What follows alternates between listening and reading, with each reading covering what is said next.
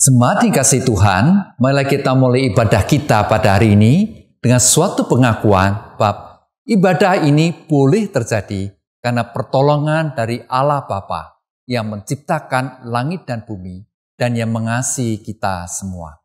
Amin.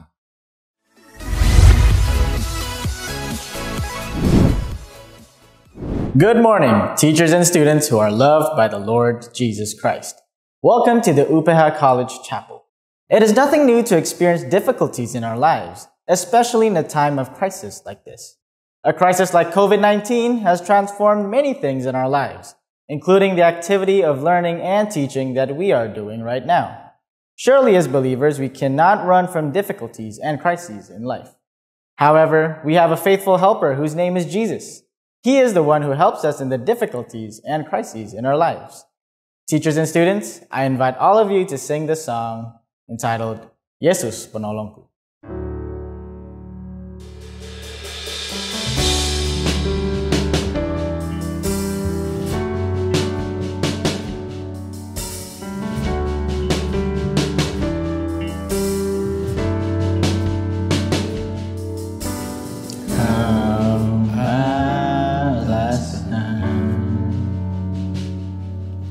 Di dalam hidupku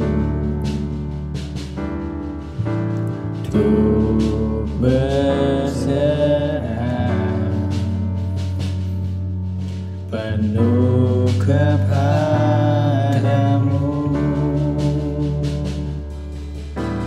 di luarmu ku takkan mampu melakukan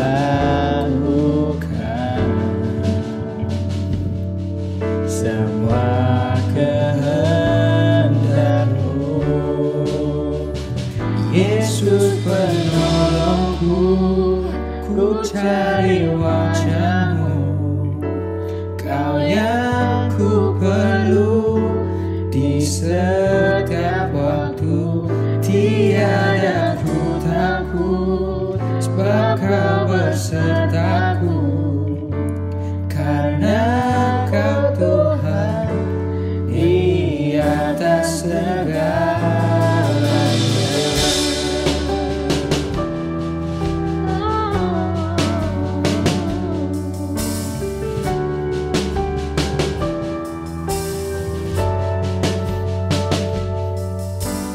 Meski harus ku lewati lembah, namun Engkau tak lepaskan aku. Yesus penolongku, ku cari wajah-Mu, Kau yang ku perlu di setiap waktu. Tiada ku takut, sebab Kau bersertaku, karena Kau Tuhan di atas segalanya. Yesus penolongku, ku cari wajah-Mu, Kau yang ku perlu di setiap waktu.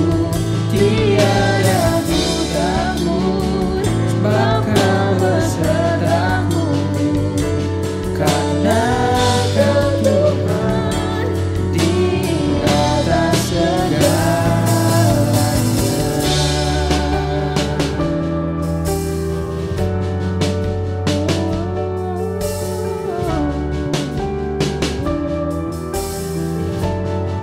Kau di atas segalanya, Tuhan.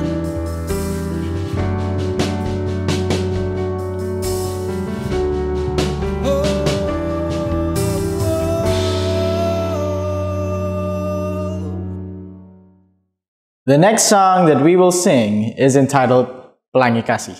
When we remember a rainbow, we will have Noah's story in mind.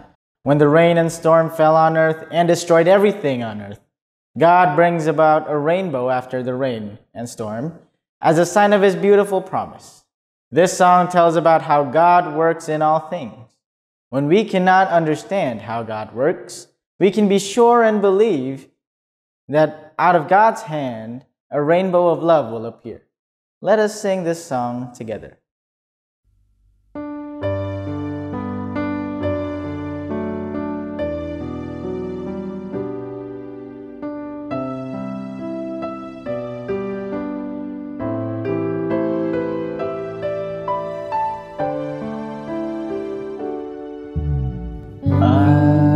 Apa yang kau alami kini mungkin tak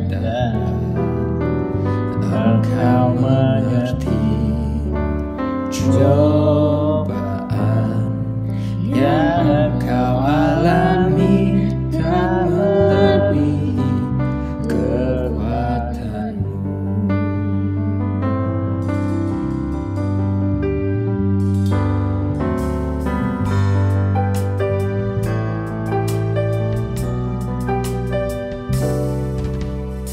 Tuhanmu tak akan memberi ular beracun pada yang minta roti.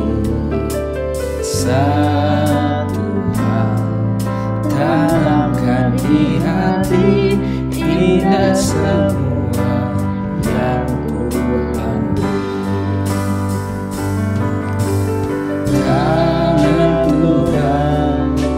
Sedang merendam suatu karya yang agung mulia. Saatnya kan tiba nanti, kau lihat pelangi kasih-Nya. Tangan Tuhan sedang suatu karya yang agung mulia. Saatnya kan tiba nanti, kau lihat pelangi kasih-Nya.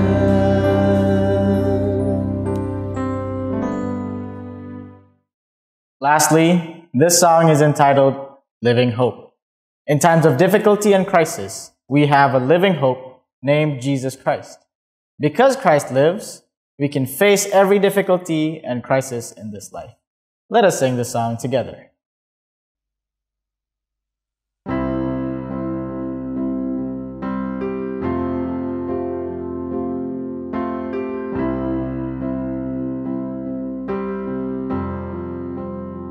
How great the chasm that lay between us, how high the mountain I could not climb. In desperation, I turned to heaven and spoke your name into the night. Then through the darkness, your loving kindness tore through the shadows of my soul. The work is finished, the end is written. Jesus Christ, my living hope.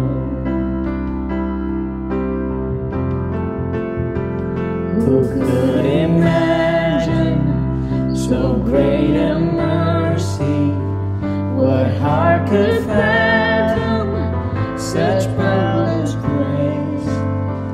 The God of ages stepped down from glory to wear my sin and bear my shame. The cross has spoken, I am forgiven.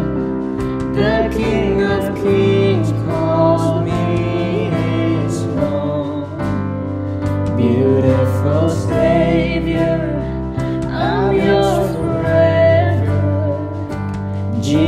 Jesus Christ, my living hope.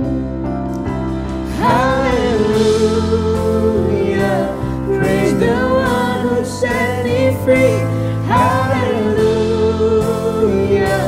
death has lost its grip on me. You have broken every chain. There's salvation in your name, Jesus Christ, my living hope. Hallelujah, praise the one who set me free. Hallelujah, death has lost its grip on me. You have broken every chain. There's salvation in your name, Jesus Christ, my living hope.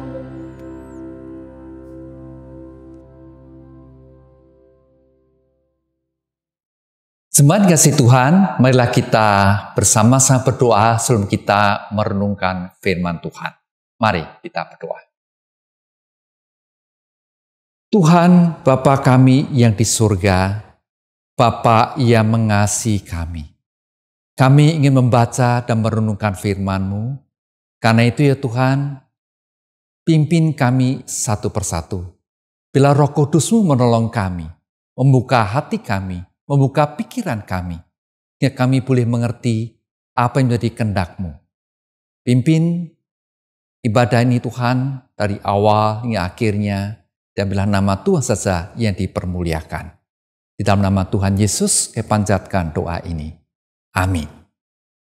Tema kita pada hari ini adalah Leading Through Crisis. Diambil dari Kejadian pasal 32, seluruh pasal itu. Nah, apakah yang kita rasakan ketika kita menghadapi krisis? Mungkin, ya. Krisis ketika kita sering merasa sendirian, lonely, lalu putus asa, lalu berteriak, tapi nggak ada yang mau dengerin. Teriak keras lagi minta tolong, nggak ada yang peduli. Jadi kita merasa sendirian, tidak ada yang memperhatikan kita. Akhirnya apa? Putus asa.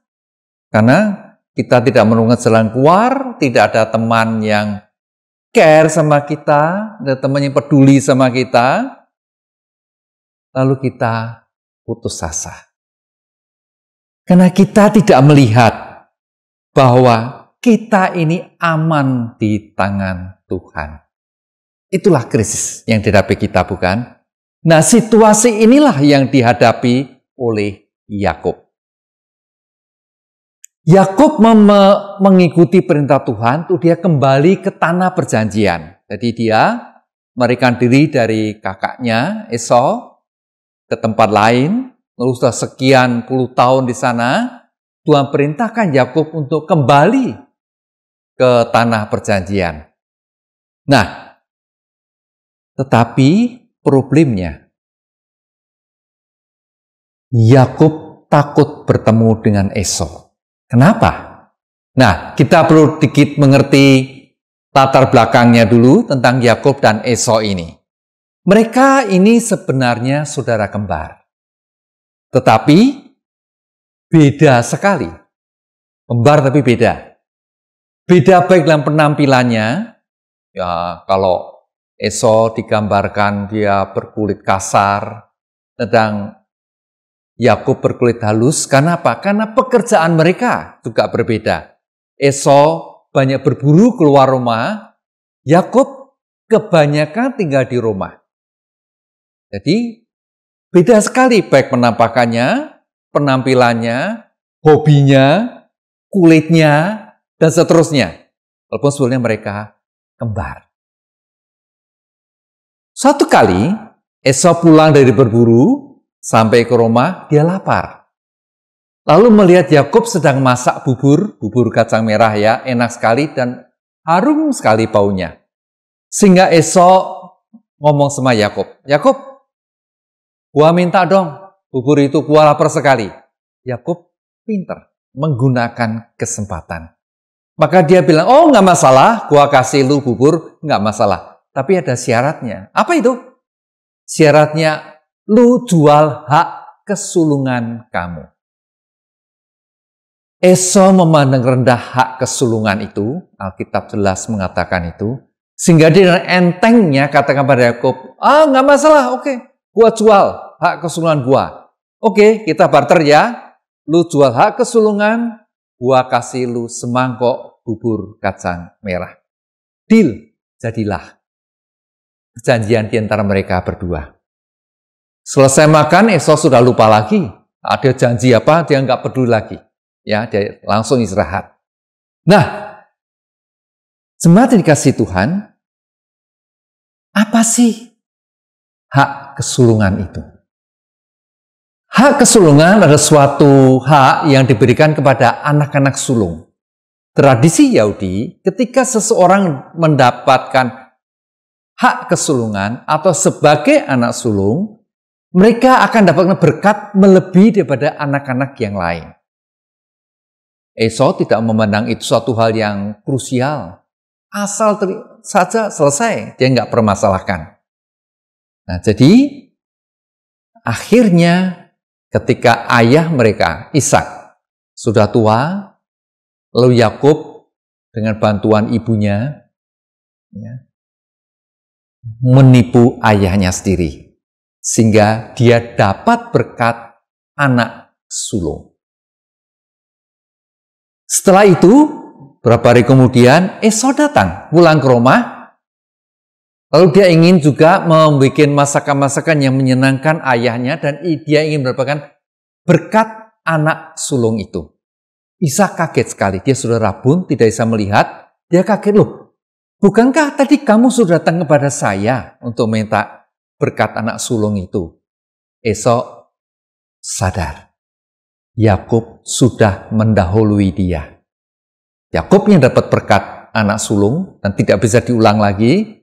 Esau sebagai anak sulung mendapatkan hak berkat yang lain. Maka Esau sangat marah. Nah, sang ibu yang mengerti Esau sangat marah kepada Yakub, dia buru-buru memberitahu Yakub, kamu segera melarikan diri ke rumah kerabatku. Akhirnya Yakub lari, ya, dan Esau tidak tahu kemana larinya Yakub. Sampailah Yakub ke Laban, ke kerabatnya dari ibunya. Akhirnya Yakub bekerja dengan Laban cukup lama, apalagi Laban mempunyai 2 orang anak perempuan, dan Yakub mencintai anaknya Rahel yang bungsu. Tapi Laban dengan cara yang kurang benar, dia menipu Yakub. Sehingga Yakub bekerja puluhan tahun untuk mendapatkan Rahel. Yang pertama, Lea. Ya, jadi Yakub menikah dulu dengan Lea kakaknya, bekerja sekian tahun lagi, baru dia dapatkan Lea, gadis idaman dia itu. Setelah sekian tahun, Yakub bersama dengan Laban, cukup banyak ternak yang dia miliki. Lalu Tuhan menyuruh Yakub untuk kembali ke tanah perjanjian, ke rumahnya yang semula itu. Nah, disinilah krisis dimulai. Kita baca di pasal 32, kita ada baca seluruh ayatnya, bagian ayat tertentu saja. Pasal ini diberi judul, perikop bagian ini, Yakub takut bertemu dengan Esau. Kenapa? Karena Yakub tahu, dia dulu menipu Esau. Dia dulu dengan cara yang licik mendapatkan berkat anak sulung. Maka Esau sangat marah kepada Yakub. Jadi ketika Yakub akan kembali lagi ke daerahnya, dia harus berhadapan dengan Esau. Kita baca ayat 1 dan 2.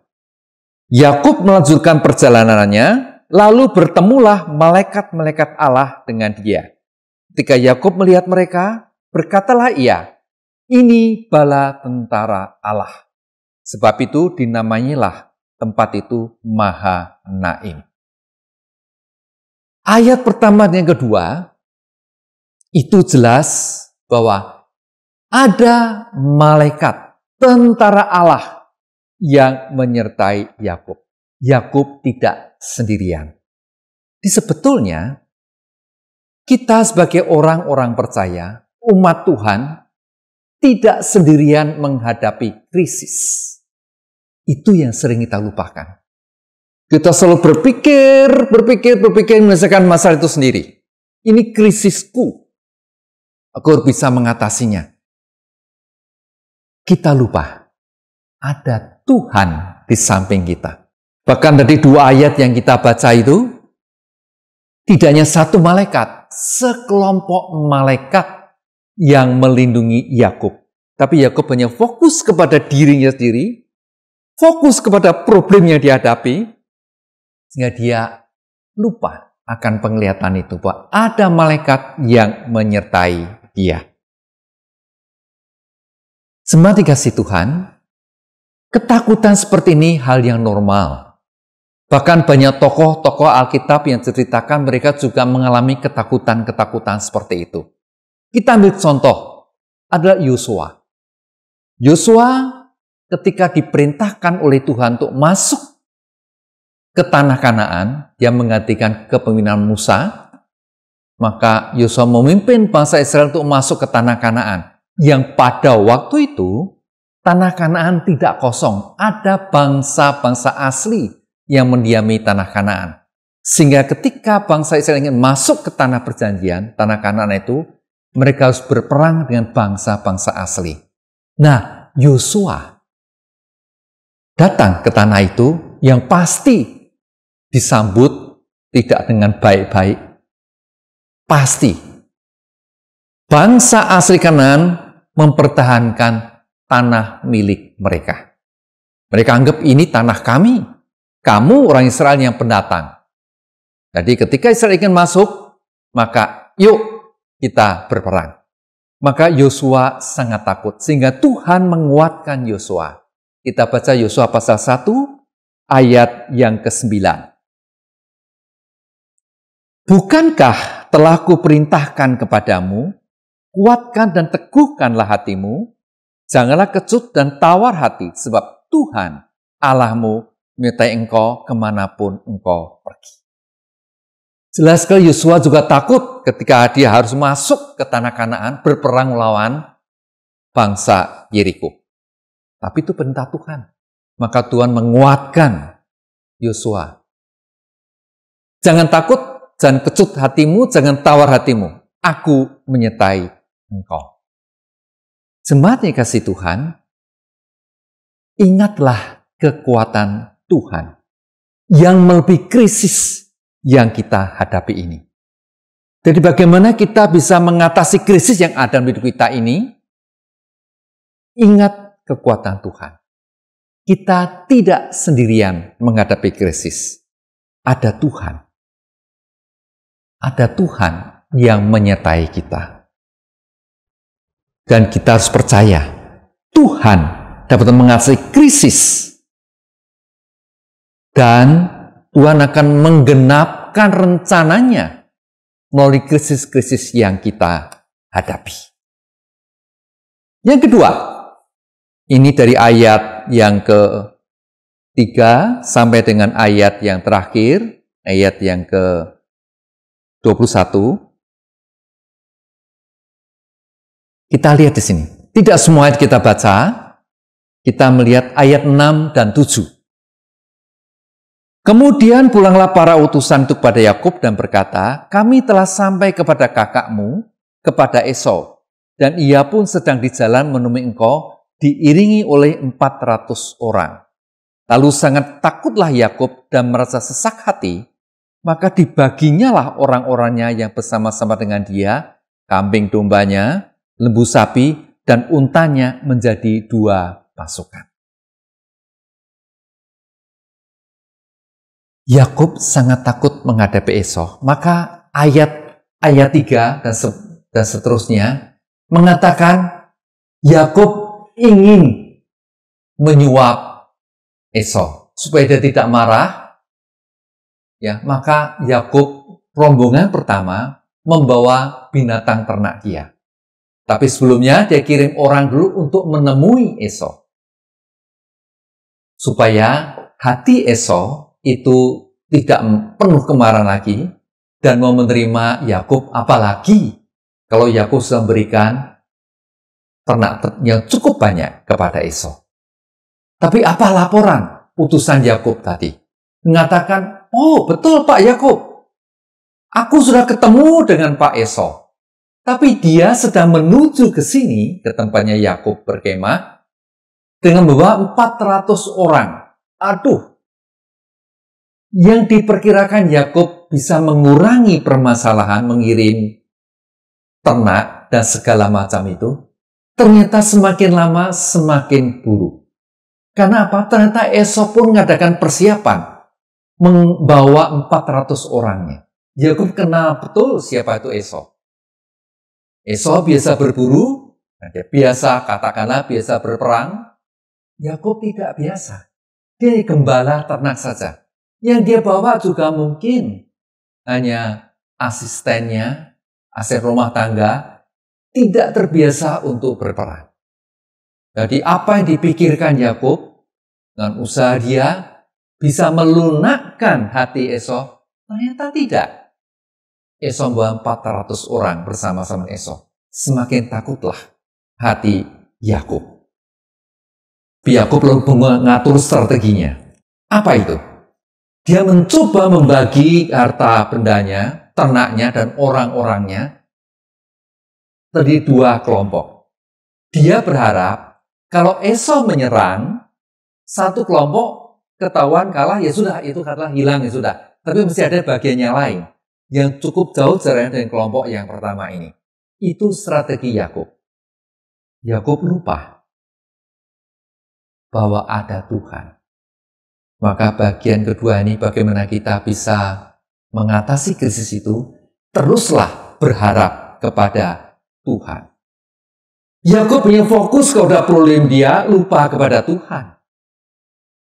Maka bagi kita, ingatlah akan kesetiaan Tuhan pada masa-masa hidup kita yang lampau. Tuhan tidak pernah meninggalkan kita. Tuhan ada bersama dengan kita. Kita saja yang sering melupakan Tuhan. Kita lihat ayat yang berikutnya, yaitu ayat 19-21. Demikian firman Tuhan. Begitulah diperintahkannya baik kepada yang kedua maupun kepada yang ketiga dan kepada sekalian orang yang berjalan mengiring ke kumpulan hewan itu, katanya, seperti perkataanku tadilah kamu katakan kepada Esau apabila kamu berjumpa dengan dia. Dan kamu harus mengatakan juga, hambamu Yakub sendiri ada di belakang kami. Sebab, pikir Yakub, baiklah aku mendamaikan hatinya dengan persembahan yang diantarkan lebih dahulu, kemudian barulah aku akan melihat mukanya, mungkin ia akan menerima aku dengan baik. Jadi persembahan itu diantarkan lebih dahulu, tapi ia sendiri bermalam pada malam itu di tempat perkemahannya. Yakub berusaha menyuap Esau. Yakub berusaha supaya Esau tidak terlalu marah. Maka kalimat dipanggil mendamaikan hati Esau. Tapi itu cara berpikir Yakub. Dia melupakan Tuhan. Alkitab juga menceritakan orang tua Musa pada waktu juga sangat takut karena ada undang-undang di Mesir, waktu bangsa Israel masih ada di Mesir. Anak laki-laki harus dibunuh atau dibuang ke Sungai Nil. Ya, namanya bayi dibuang ya pasti matilah di Sungai Nil. Nah, demikian juga orang tua Musa. Mereka sangat ketakutan ketika Musa lahir, mungkin waktu masih kecil masih bisa suaranya diredam. Tapi ketika sudah semakin besar juga sulit, tangisnya semakin keras. Sehingga kemungkinan akan ditemukan oleh para tentara Firaun. Maka tidak ada jalan lain. Mereka membuang Musa ke Sungai Nil. Ditaruh di satu tempat yang khusus, yang kedap air, lalu bayi Musa ditaruh di keranjang itu dan dibuang ke Sungai Nil. Mereka berharap Tuhan menyertai, Tuhan memberkati Musa sehingga dia bisa lolos dari kejar tentara Mesir. Tapi istimewa cara Tuhan bekerja. Anak putri Firaun menemukan bayi Musa dan mengangkat bayi Musa menjadi anaknya sendiri. Sehingga tidak seorang pun, bahkan tentara Firaun, yang berani menjamah bayi Musa ini. Musa selamat, nanti Musa dipakai oleh Tuhan untuk membebaskan bangsa Israel dari Mesir. Jemaat dikasihi Tuhan, ketika kita ada masalah, teruslah berharap kepada Tuhan saja. Kita bisa melihat contoh-contoh Alkitab. Mereka terus bersandar pada Tuhan, dan Tuhan tidak lupa kepada mereka. Yang ketiga, perikop 22 sampai yang terakhir 32. Pergumulan Yakub dengan Allah diberi judul itu. Saya akan bacakan beberapa ayat, bagian terakhir 26 sampai 28. Lalu kata orang itu, biarkanlah aku pergi karena fajar telah menyingsing. Saud Yakub, aku tidak akan membiarkan engkau pergi jika engkau tidak memberkati aku. Bertanyalah orang itu kepadanya, siapakah namamu? Saudnya, Yakub. Lalu kata orang itu, namamu tidak akan disebut lagi Yakub tapi Israel. Sebab engkau telah bergumul melawan Allah dengan manusia dan engkau menang. Jemaat dikasihi Tuhan, bagian ketiga ini, Yakub ada di tepi sungai Yabok. Ayat 22 dikatakan, Yakub bangun, lalu semua anaknya, 11 anaknya itu, dibawa ke penyeberangan, harta bendanya juga, ternaknya juga, tapi Yakub tetap tinggal di seberang sungai Yabok.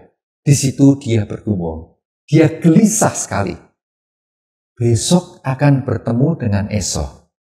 Masihkah Esau marah kepada dia? Yakub bergumul semalam-malaman itu. Kalau rencana saya gagal bagaimana? Itu yang dipikirkan oleh Yakub.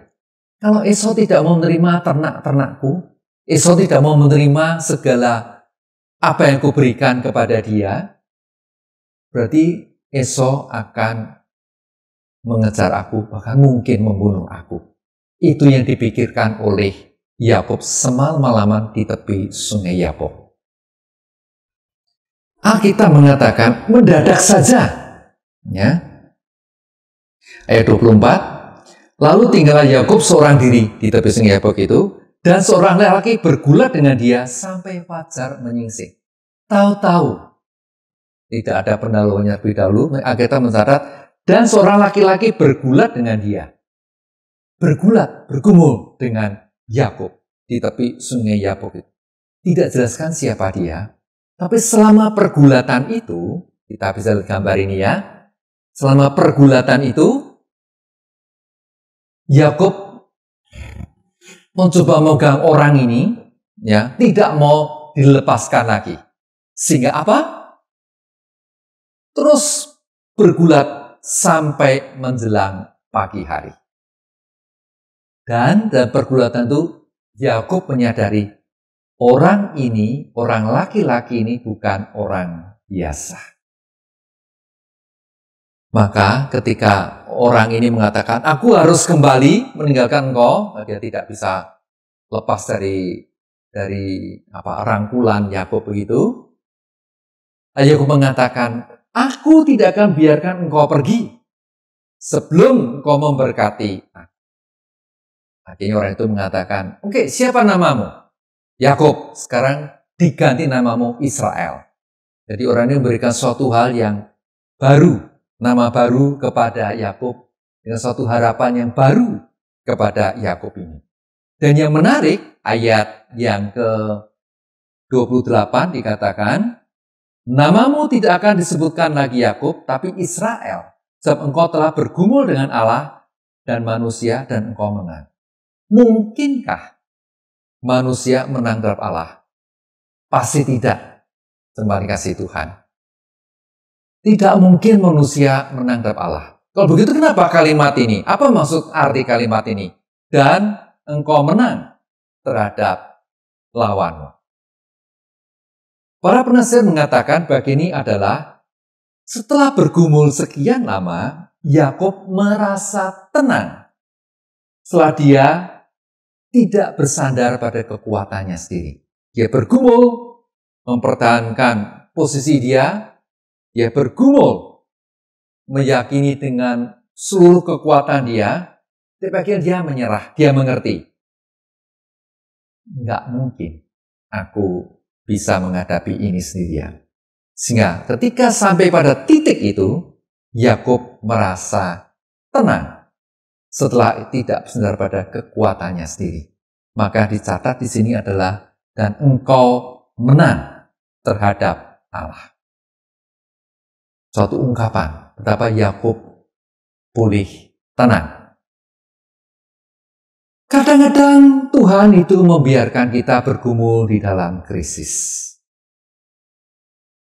Tapi sebenarnya, melalui pergumulan itu, Tuhan ingin membentuk kita sesuai dengan rencana Tuhan. Maka bagian yang ketiga ini, kita melihat bahwa bersandarlah pada Tuhan, bukan pada diri sendiri. Itulah 3 langkah bagaimana kita bisa mengatasi krisis yang ada dalam hidup kita. Tidak mungkin kita sama sekali lolos dari krisis. Karena itulah hakikatnya orang hidup. Selalu ada krisis, selalu ada masalah, selalu ada problem dalam kehidupan ini. Tidak mungkin kita imun terhadap problem. Jemaat yang dikasihi Tuhan, ketika kita bergantung pada Tuhan, ketika kita percaya pada Tuhan di tengah-tengah kekecewaan kita, maka kita harus menempatkan Tuhan di tempat yang utama. Kalau kita bergantung pada Tuhan, saya ulangi lagi, kalau kita percaya pada Tuhan di tengah kekecewaan kita, maka kita harus menempatkan Tuhan di tempat yang utama. Jangan lupakan Tuhan. Tempat utama ada Tuhan di sana. Dan ketika kita menempatkan Tuhan di tempatnya yang utama, walaupun di tengah tragedi kehidupan kita sehari-hari, maka kita pulih merasa tenang. Karena ada Tuhan. Kita bersandar pada Tuhan. Dan kita berharap pada Tuhan. Kalau kita melihat krisis ini sebagai tes untuk iman kita, ujian terhadap iman kita, memang kadang-kadang Tuhan biarkan kita bergumul dalam krisis itu. Tuhan biarkan itu karena Tuhan punya rencana terhadap kita. Tuhan dapat mempergunakan krisis ini yang kita hadapi ini untuk membentuk kita sesuai dengan rencananya. Karena itu, ketika kita menghadapi krisis, kita jangan melupakan Tuhan. Kita bersandar pada Tuhan. Dan kita selalu berharap kepada Tuhan saja. Karena Dia, Tuhan kita, lebih besar dari segala permasalahan yang kita hadapi. Amin. Mari kita berdoa. Terima kasih ya Tuhan, kalau kami diingatkan oleh firman-Mu, kami mempunyai Tuhan yang menyertai kami. Sehingga apapun krisis yang kami hadapi dalam kehidupan kami sehari-hari, di dalam studi kami, dalam kehidupan rumah tangga kami, di dalam bisnis kami, atau apapun juga Tuhan dalam kehidupan kami, Tuhan tidak pernah meninggalkan kami. Justru Tuhan ingin melatih kami, mendidik kami, menolong kami, mengarahkan kami untuk melihat melalui krisis, melalui pergumulan itu, Tuhan ingin membentuk kami, Tuhan ingin kami semakin dekat kepada Tuhan. Karena Tuhan, biarlah firman-Mu boleh terus menolong kami, mengingat Tuhan selalu menyertai kami. Di dalam nama Tuhan Yesus, kami panjatkan doa ini. Amin.